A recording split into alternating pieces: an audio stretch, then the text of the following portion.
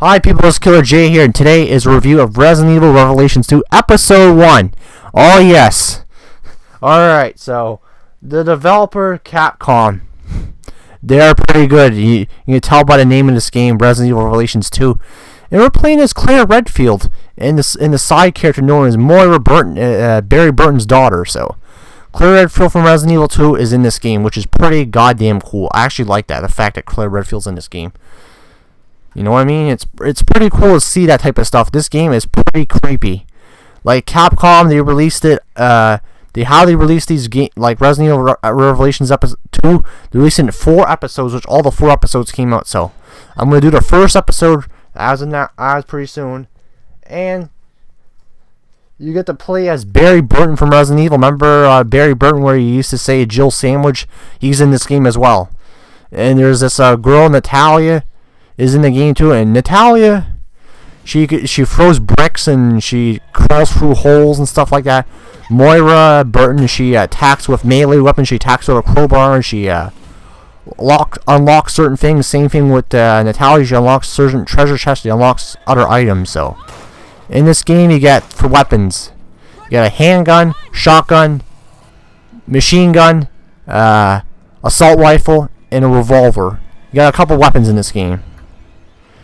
Those are the weapons you get, and a knife too, so, and a crowbar. So, I'm actually liking this. I actually like this game. It's pretty fun.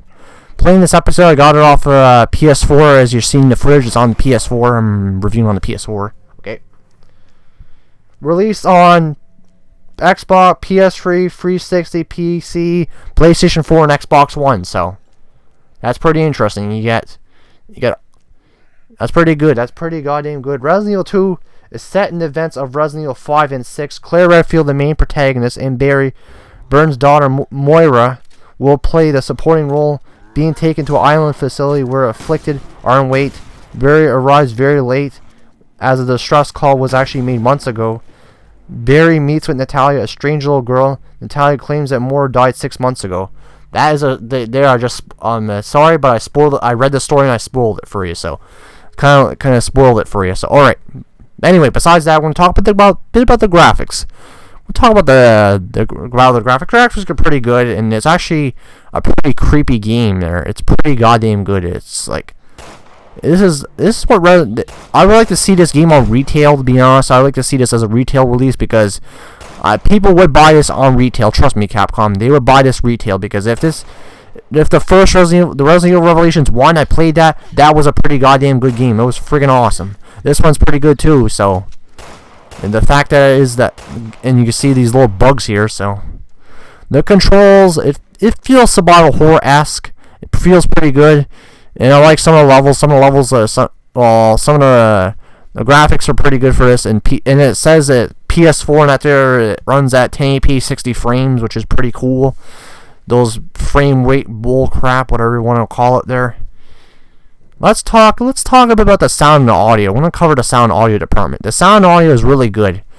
Really good, creepy music. The audio is pretty good. It's pretty good to see that Capcom did a good job with this title. It's really nice the fact that they included Claire Redfield and Barry Burton in this title. I'd like to see what else would they do with the Resident Evil series. If they make it more horror-esque, Resident Evil can get back to its roots, what it should have been, not a Call of Duty shooter with zombies there. You know what I mean?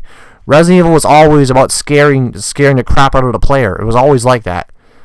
But the thing with Resident Evil, the older Resident Evils, they had tank control, and that kind of scared the player too. But the thing is, it was still regarded by many people a really good series of games.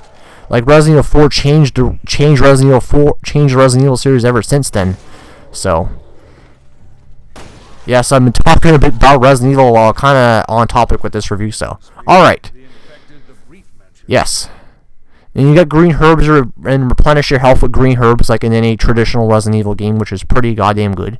So, if you want to get this game, I suggest picking it up. If you want to get a season pass, get a season pass. Pay $25 for a season pass. But if you want even better, if you want to wait for it when it comes out physical.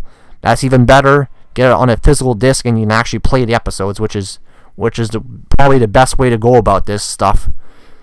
The best way to go about things here. So I actually like it. They're actually I've been enjoying it. I started up episode 3. I'll be playing that pretty soon, and episode 2 reviews coming up. So anyway, look at these monsters. Holy crap, friggin' arseholes. There, look, he's dancing. His foot's dancing. Keep dancing, buddy. There you go. All right. So yes. Anyway, what I like to talk to you about, if you want something good like this, if you want a good Resident Evil game, this is the way to go. I think Capcom, with this game is also going to be released on the PlayStation Vita. So if it comes to retail on the Vita, that I would pick it up on the Vita. If you want a handheld version, it might come on the Vita pretty soon.